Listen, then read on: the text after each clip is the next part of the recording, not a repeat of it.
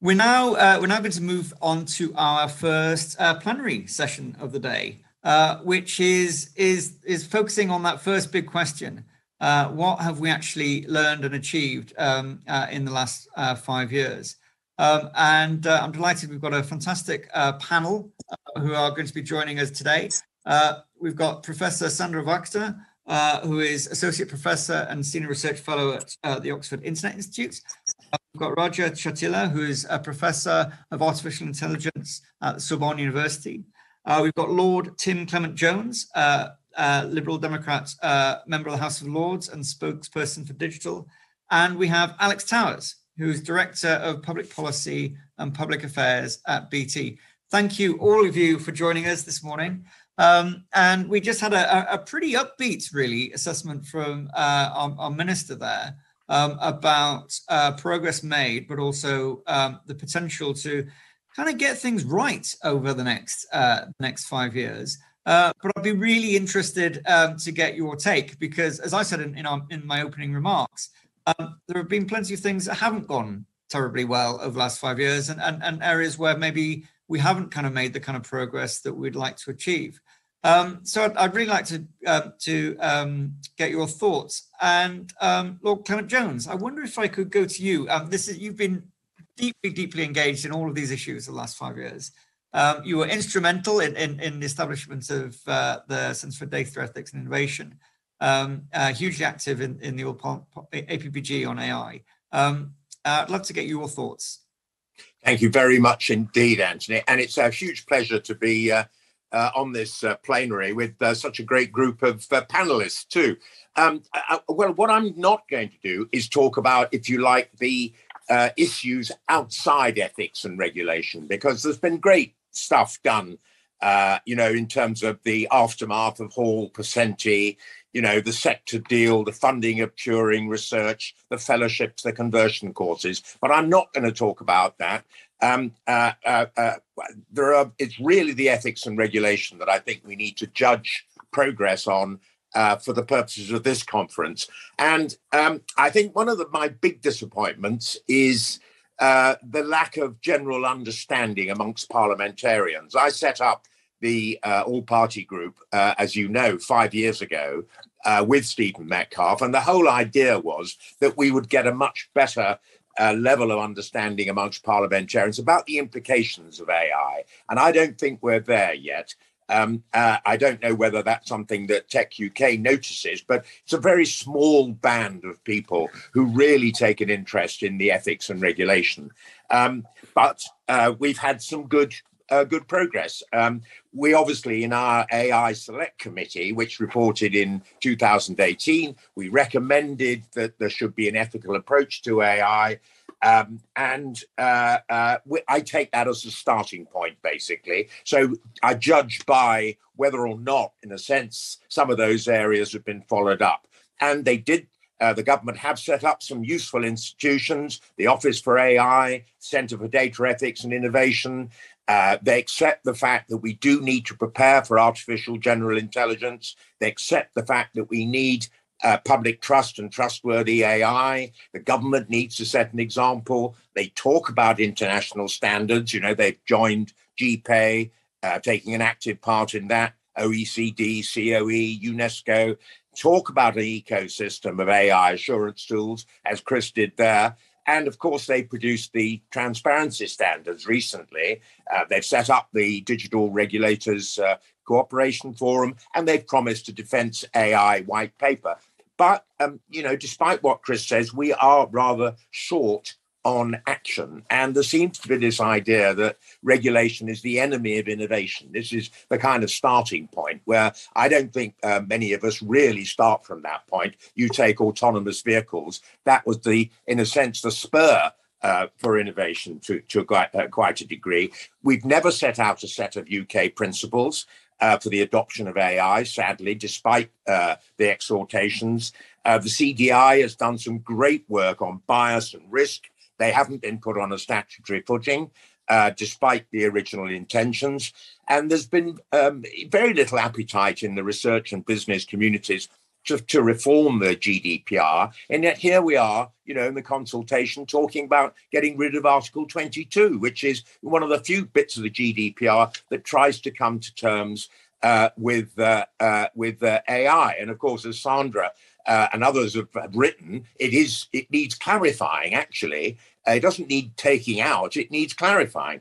And, most recently, we've poured a bit of cold water on what the Council of Europe ad hoc committee is doing in creating a framework for AI regulation based on the Convention of Human Rights. And it's very disappointing that in the National AI Strategy, we were promised an AI white paper. Again, Chris referred to that again this morning, but we don't even know what the direction of travel is. We don't know whether it's going to be sectoral or horizontal or whatever. And, when push comes to shove in terms of individual technologies, we're way behind the curve. We're behind the curve on live facial recognition technology. We're behind the curve on the adoption of automated decision making in the public sector. And boy, are we behind the curve on lethal autonomous weapon systems. So, far be it from me to disturb anybody's morning. But, we are behind the curve and we're being overtaken by events. And frankly, there are some very simple steps that could be taken. We've got the world experts in the form of the Turing, the CDI, the Office for AI, in terms of risk assessment tools, audit, monitoring, and so on. We know this stuff, and we've been advising international institutions on this stuff. So the message that I would give, far from what Chris was saying about carving our own path through all this, we need to converge. Otherwise our developers, our big companies, our major companies applying AI systems in Europe will find themselves subject to European regulation. And they won't like it because they will have adjusted all their development to a UK set of rules, which doesn't seem to be very fruitful. And just like the GDPR is the gold standard, we're going to have to recognize that the EU AI Act is going to be pretty widely adopted. And even the Americans now are coming forward, NIST is coming forward with standards, risk assessment and so on. So I think we've got to move quite a bit further in our attitude towards regulation. Thanks, Tim. That was quite a tour de force response to a question there. I get the feeling there's quite a lot you wanted to kind of get off your chest on that. I'm going to come back to you later and say, are you glass half empty or glass half full? But and I'll probably ask everybody that question later on. But Sandra Vaksek, if I could come to you, you've been a deep and sort of insightful kind of commentator and critical on many and researcher on many of these issues. So I'm really keen to get your thoughts. Yes, yeah. Thank you so much, and thank you for the invitation. Such a pleasure to be on such a great panel. Yes, I think I share a lot of the concerns that Tim mentioned. I would think, based on your question, I would say you could categorize the current state of affairs into the good, the bad, and the hopefully not ugly future. And I think on the good side is that I think everybody around the world, be it academia, be it industry, be it regulators, have understood that there are novel risks that come with the deployment of AI that needs addressing. I think 6-7 years ago, that wasn't the case. So I think it has moved to be an undisputed fact that we need to do something. It's very clear that we need to think about responsible governance and regulation when it comes to data protection issues, because that is always something that will be a problem when you deploy AI systems, because they live and need and feed on data. So that's always an issue. We also always need to think about explainability requirements, because very often those decisions are black box decisions and they make very important decisions about our lives, ranging from deciding if somebody gets a loan, gets admitted to university, gets a job, has to go to prison. Those are life-altering decisions. And if we can't understand how and why and when they're making those decisions, I think that actually leads to an accountability problem. And obviously, there's always a bias problem, because the data is always running on historical data, and very often we deploy it in sectors where there has been injustice in the past. So when you look at that, I think there's a common sense now. That is the good news, that everybody understands that something ought to be done, and nobody is disputing that fact. The bad thing is that, and I think that was already mentioned, that we are still at the principle stage, where we all have agreed that we need fairness and transparency and accountability, and all those nice buzzwords that everybody easily can agree upon, because nobody wants, unfair, unexplainable, irresponsible, dangerous AI. Nobody will want that. But those high-level concept principles are highly contested concepts, and actually people can have very different understandings what that actually means. And so I think the next stage is actually, as Tim just mentioned, it's come down with concrete recommendations and suggestions of what should be done, what could be done, what ought to be done differently. I think it's very, very difficult for people working in research or in industry or in a public sector to know what they ought to do differently on Monday. So we want a change in behavior, but nobody can tell them yet what to do differently, right? So I think there's a lot of work needs to be done in that regard. And I think, and that's hopefully for the not ugly future, I think there is a lot of things that can be done. There's a lot of research going on to figure out technical tools on how to explain black box decisions. There's amazing research that is being done to figure out how we can detect, mitigate, and prevent biased decision making. There's a lot of research that is being done to figure out what is the responsible way to govern data, to share data, to use certain data sets, and think about whether it's responsible and reasonable to use all of that. So there is a lot of body of work already. I think the next step to an ugly future is to get out of the mindset that every type of regulation is stifling innovation, because it is really, really not true. If somebody says that, then they haven't understood what regulation actually is supposed to do. It's not about stifling innovation. It's about inspiring responsible innovation. And I think it's also very important to distinguish what we mean by stifling innovation, because one is about regulating the research and innovation, and the other one is the question of deployment. Nobody wants to regulate, stifle, or hinder research. I would say the opposite is true in the UK. It's very much a focus of trying to find the brightest minds in the world to push the boundaries of knowledge. And nobody wants to take that away from anybody. If anything, we should put more effort to support researchers to come up with creative things. The thing that we want to focus on is deployment, especially in areas where there is high risk and potential harm for citizens. That's the thing that we want to regulate. And I think the idea of stifling deployment is odd, because I'm not quite sure if I want to have a field where only people want to move in that don't want to play to any rules. Are those the people you really want to attract, those who will turn around as soon as there's regulation? Or would you want to have people who are attracted by high standards and of ethical conduct? I want to get that talent in. Well, I'm in that camp. I want to have those people who have like the public in mind, have wealth in mind, have goods and services for everybody in mind. Those are the people I want to attract.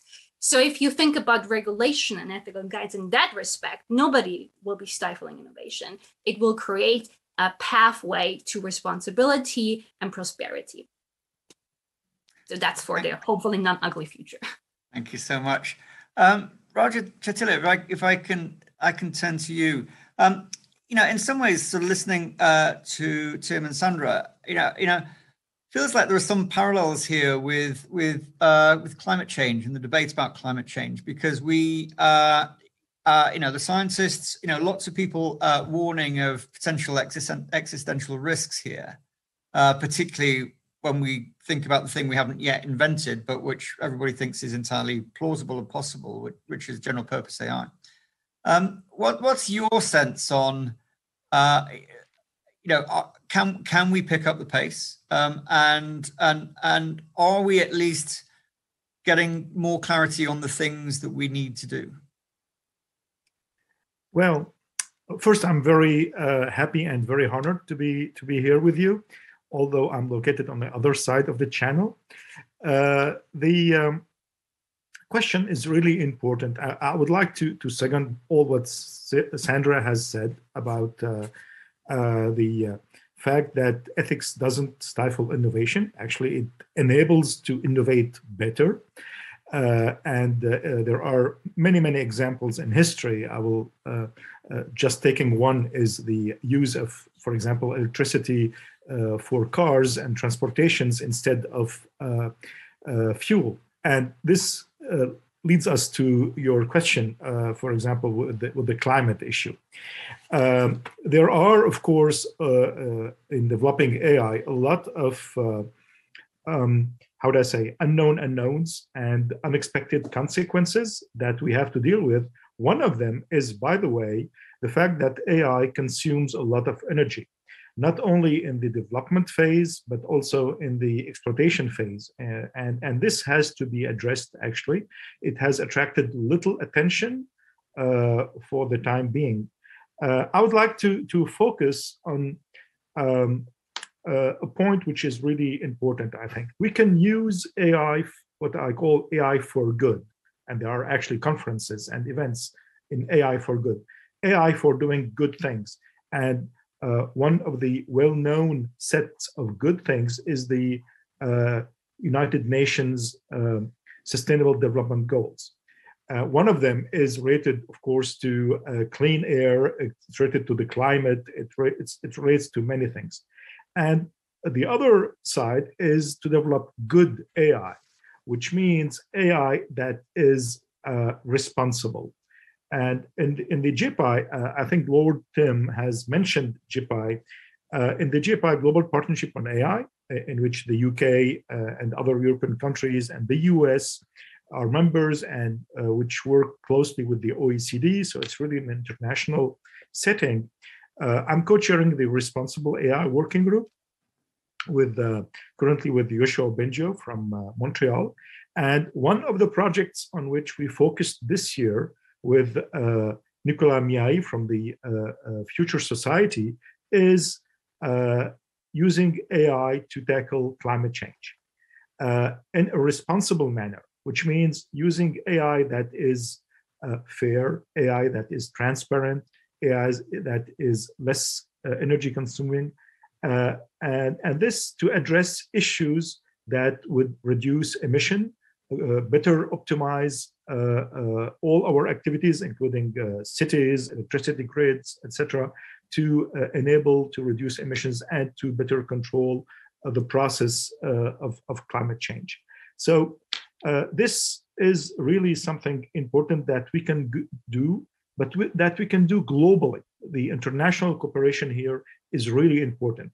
And I think we agree on this international cooperation. When taking just a look back 5 years ago, because this is the same theme of our panel. In 2016, exactly in April 2016, we started the IEEE Global Initiative on Ethics of Autonomous and Intelligent Systems. And at that time, my perspective on that debate was it will remain low tone. It will interest no one. 5 years later, this is where we are. And this is very impressive. I mean, we issued Ethically Aligned Design, several editions. The first one in 2016 was a preliminary edition, and now we have an official edition. We issued standard projects certification program. I think P7001 transparency has been mentioned earlier by Minister Chris Philp. And the UK, of course, is, persons from the UK are, of course, member of these working groups and contribute strongly to this. For example, Alan Winfield. Recently, P7000 model process for addressing ethical concerns during system design have been issued. And this is a very important standard because it leads to develop AI systems that not only comply with ethical principles, but give a tool to actually concretely and practically build systems that address ethical concerns. And just to finish what my message is that going to practice is giving tools, practical tools to industry. Industry is not by nature against ethics. It's not the bad boys who want by nature to develop unethical systems. They want to do their job and they want to do it right. So we give them the tool to do it right. And standards are just a tool, a practical tool to do things right. Therefore, this is it's really important that these standards are adopted the most widely, the most international context as possible, so that we begin to use AI systems that are really complying with our ethical views. Thank you so much. I'm really struck by that point about how if we do face these two sort of existential threats around kind of climate change and the future developments of AI, that it seems to me that maybe we can bring them together and think about them, and actually how one can be a tool to help us address the other, but also we can learn from the process of how we've had to deal globally with climate change to inform maybe some of the things that we need to do in terms of global cooperation to address some of the challenges around AI. Alex, I'd like to come to you. I mean, the communications sector is a sector that is, it seems to me, hugely dependent upon the enabling power of standards and indeed regulation. So these are things that are not alien to you or to BT at all. But how do you see from a technology business perspective, kind of how the debate is evolving around some of these wider AI governance challenges? Yeah, thanks, Anthony. It's nice to hear Roger say as well that industry is not against ethics, which I think I would wholeheartedly agree with. I mean, yeah, you're right. We come from an industry where we're very used to standards and regulation, and I guess in general, I take a sort of glass half full approach to life. But I think that probably does depend on a little bit more thought about exactly where government intervenes and helps, with some guardrails for industry. I mean, I guess sort of looking back, as you sort of asked us to, last 5 years. I mean, in a really sort of simplistic way, the experience of the last couple of years and COVID, I suppose, has made, I think, all of us realise and all our customers realise, the importance of digital technology in all its forms to, future evolution of how we're going to do everything in society. So we've seen the sort of network traffic double as people spend all their time at home, for example. But I guess, and I spend most of my time, I guess, worrying about how we get, edge ever closer to universal rollout and take up of the basic infrastructure that is going to enable in AI and machine learning and all sorts of interesting uses of data to work much more effectively. But as we make that sort of progress, I guess, people do start to look and think and worry a bit more about what's the technology going to be used for. And I think if we're going to get the sort of public confidence and the ethics right, we have to acknowledge that. We did some research with Demos last year just about, what people think about responsible use of technology and AI type tech in particular. And so just interesting stats. So there was a stat that said 2/3 of people worry that their data is somehow going to be used against them. And that's a worry they sort of express in terms of, technology being used in ways they don't understand. So it's sort of combination of, industry and some sort of, lack of transparency. And I guess that we have, don't we, the example of sort of how debate about social media, for example, has evolved in the last 5-10 years is a good example of what happens if you sort of don't engage sort of very upfront and honestly and openly about what the right ethics are and how industry can kind of help to navigate a path. You end up in a world where sort of regulation comes in maybe in a slightly clunky way at a later stage. So I mean, from our point of view as a company, it's both sort of building the infrastructure and also developing lots of AI ourselves. I think we've got more AI patents than any other UK company. We've got a team of people out in East Anglia sort of busily trying to invent stuff. It's really important to get that transparency right and to start communicating better.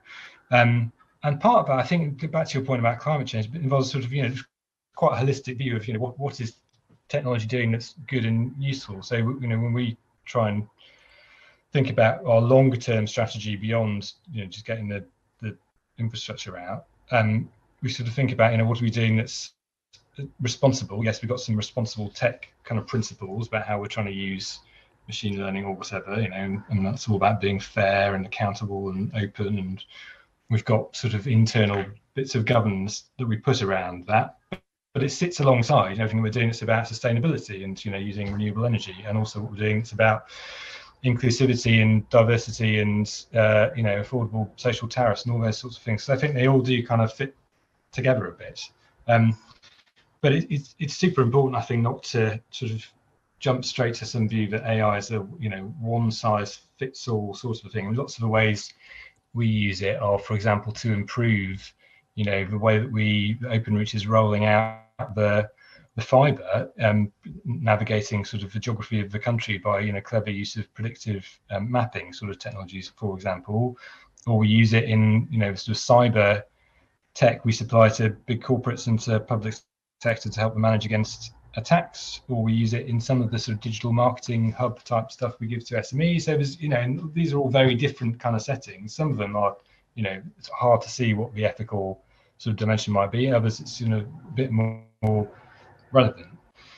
So I think we would, in general, sort of make a plea for sort of care and proportion around what regulation looks like. But I can see that some sort of standard setting is going to be important. It seems to me like the sort of roadmap, white paper type approach to government's setting out on feels quite sensible. I think it does sit alongside, back to something Tim said, slightly broader thing about what government can do, as well as just look at regulation, which is about sort of transformation and standard setting in what the public sector is doing as well, and how public services are developed. The other bit of interesting research we did in the last year was all about people's understanding of and expectations of digital government, effectively, and showed quite a big, I guess post-COVID sort of thing as well, untapped appetite for things like targeting and tailoring of their, public services online. 3/4 of people would like to see more of that, would like to see more of digital ID being used really sort of cleverly by government, which are both sort of, early potential forms of more sophisticated technology. But at the minute, the sort of take up you see for various sorts of services and the usage rates are really low compared to other bits of Europe, because it's not actually all that good or satisfactory an experience as a punter. So I think there's a good chunk of work the government can do as well, alongside the thought about regulation, which is about how do we use what government's doing to help with setting some standards and some leadership and bringing the population along with the idea that this is going to be how they are living their lives in 10, 20 years, and helping to build that sort of trust. Thank you, Alex. I think we've got about 15 minutes left, so let's go to some sort of shorter question and answers. I'd like to focus in, first of all, on this kind of public awareness challenge that I think all of you have raised in different ways. And it does seem to me, quite significant that this year we've got the Wreath Lectures, focusing on the challenge of living with AI, even if you could argue that it's a fairly narrow part of the public that will ever really engage with the AI lectures, with the Wreath Lectures. But I'd be interested in ideas that you all may have on what we need to do to increase kind of public awareness of both the challenges, but also of the potential for us to get it right if we do the right things. I don't know who would like to come in first on that one. Tim. Just briefly, Anthony, this is one of the big issues, and I don't think anybody's got the absolute golden key to this, but it's tied in with digital literacy. And Alex mentioned social media as well, and it's all tied together with that. What we have to do is to have a really decent national digital literacy strategy. And, we've got a little bit of that in the draft online safety bill, but we can't just leave it to Ofcom to do. We've got to have a whole of government approach to this through the education system. Our libraries and information services actually are gearing themselves up. If only they were given the say-so, they would actually be able to deliver quite a lot of this. But it needs to be all the way through. It needs to be in our schools, needs to be in our libraries. It's not just younger people. People talk about digital natives. Actually, I don't think there is any such thing. I think the John McCarthy saying that as soon as it works, nobody calls it AI anymore is absolutely as apposite now as it was in the 1950s. People don't talk about AI in their smartphones, but that's what's happening. And we need that level of understanding. It doesn't need people to know how to write a neural network or something, but it does need the understanding of what the impacts are, and above all, what the risks are too. I love Raja's talk about opportunities, and we can talk about that in terms of the SDGs and so on. I'm a huge fan of AI cracking some of those problems, but we really do have to have in people's heads what the potential risks are as well. Mm-hmm. Roger, would you like to come back on that in terms of what more you think kind of practical things that we can be doing now on this issue? Well, it's really important to raise the public awareness. Indeed, I fully agree with what Lord Tim has just said. Education. Actually, today, the same time as we are speaking, UNESCO has an event on AI in education, and really, that's very important to try to reach out to explain what AI is about. So concretely speaking, I think we should do this. We have, as academics, for example, responsibility in our classes to not just teach the technology, but teach the ethics of the technology at the same time. And this is what I try to do, actually. When I started to do this a few years ago, the students looked at me a little bit astonished. And now it's commonplace. There are so many classes about this. So it has to be widespread. We have a responsibility to do this with our students who are going to develop this technology and who are going to deploy it. But we have to do more. We have to get to the general public. And this is where we have also a responsibility to convey the right message in the public media, for example. And the way we present AI is really important. Not personalize AI. It's just a set of algorithms and tools that help us to better process data, present data, understand what's behind the data. We, the humans, not the AI system. And this message also is really important, putting AI in its right place, its full place as a set of techniques, a set of systems built by human to help the human to better grasp this world. This message has to go on. It's not magic. It's not AI taking over. And I think the fact that we have to do this communication correctly through any means, TV shows, public events, etc. And this is uptaking, actually. This is really important to do this. We have this responsibility of conveying the right message. Sandra, it strikes me that sometimes the media, the traditional media, isn't necessarily our best friend in trying to explain some of the complexities of some of these issues. I was curious about, in terms of your experience, kind of outside of your professional field, to what extent do people understand what you do and the questions that you engage with? And how do you try and engage the sort of the layperson in these kind of issues?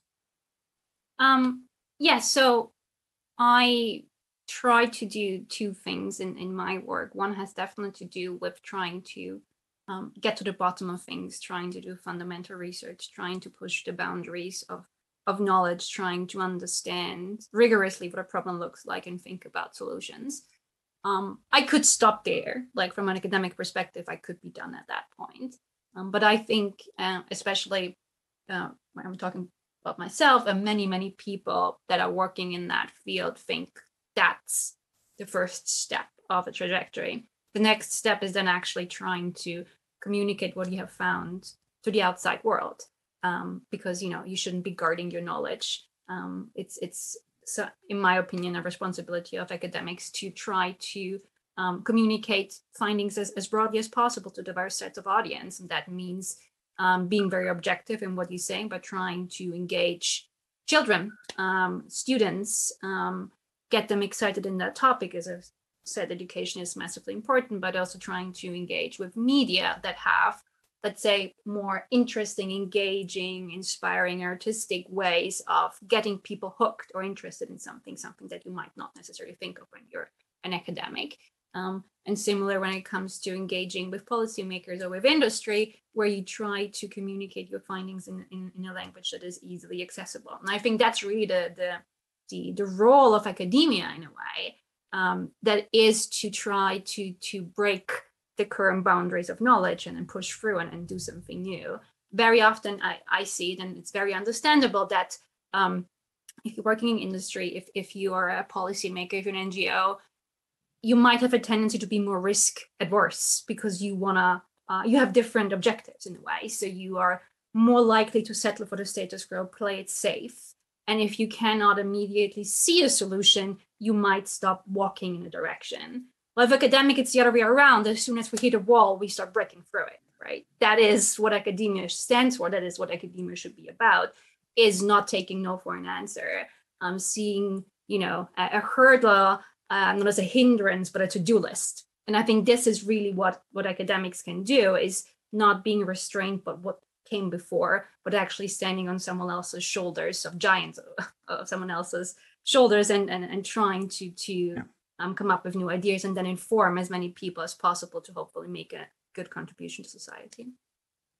I mean, it seems to me that academics have got a crucial role to play in being sort of trusted kind of explainers and interpreters of what's going on. But it also strikes me that was also true both in terms of issues around climate change, but also in relation to some of the science around the pandemic.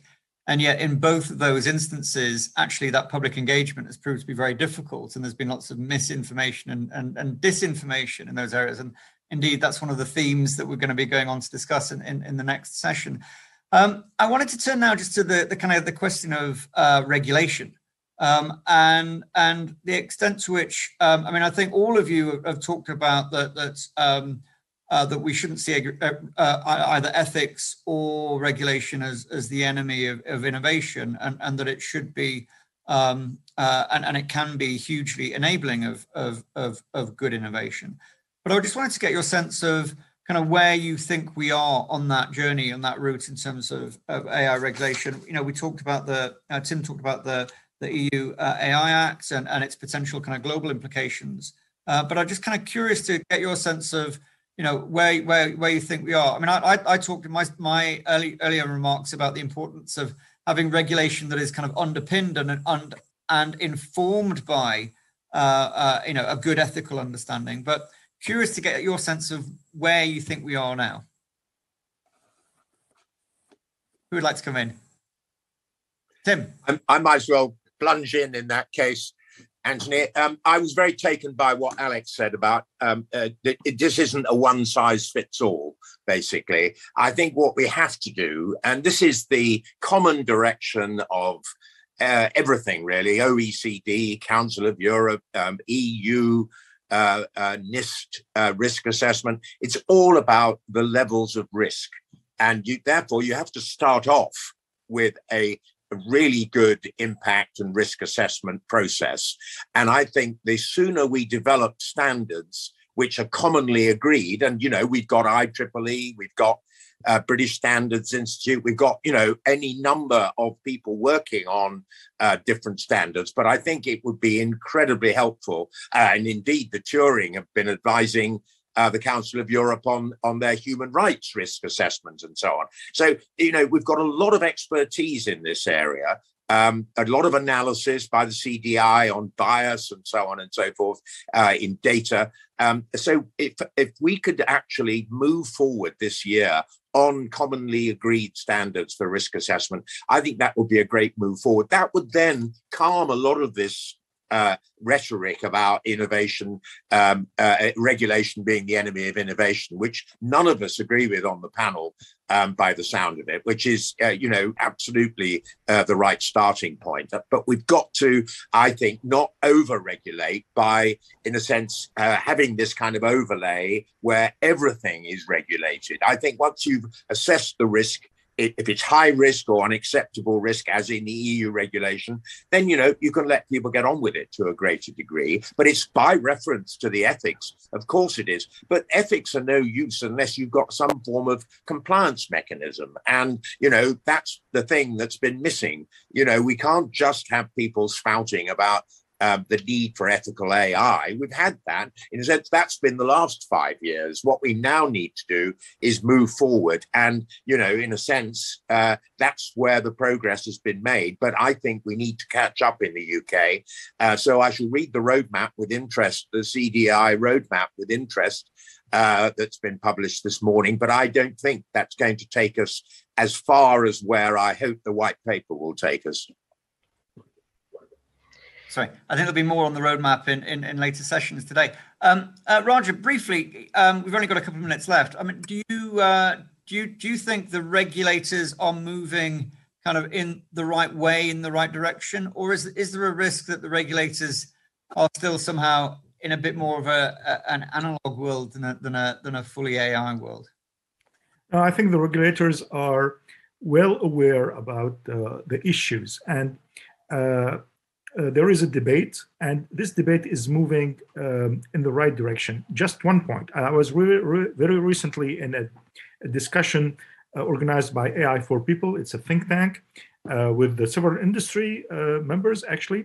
And I must say, to my surprise, everyone was agreeing on certification. We need certification. And certification is a way to prove compliance and to analyze, to predefine, of course, risk, and therefore to predefine a process to address this risk. This is, again, another tool. So I think regulators and the industry are moving in the right direction. Things are converging. I won't say more. Thank you, Roger. Alex, if I could turn to you very briefly, from an industry perspective, obviously, you've seen the evolution of lots of new kind of regulatory initiatives and frameworks. Do you feel that we are going about thinking in the right way, or do you have any nervousness about the direction that things might take? No, I think so, because look, it is just complicated, isn't it? And people are being thoughtful about it, and I think it's a good conversation. I agree with what Tim said about, some things are just not going to need regulating in this space. They're perfectly sort of benign. Other things much more complicated. And what we're really talking about is sort of, conduct regulation, isn't it? And sort of standards, risk-based sort of mechanisms.